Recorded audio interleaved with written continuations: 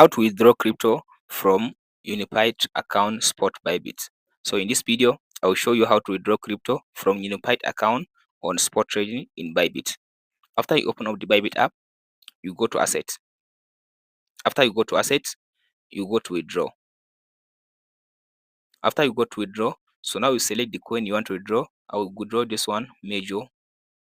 So I'll choose this on-chain withdrawal. So the next thing to do, so here it will ask you to type in the address you want to withdraw. You select the network you want to withdraw, and then you type in the memo. It is optional.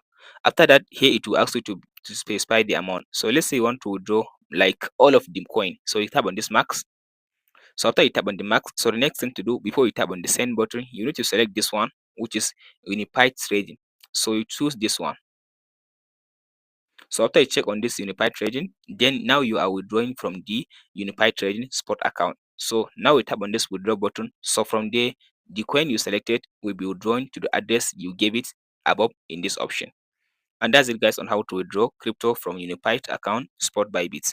If this video helps, like and subscribe. We'll meet in the next one.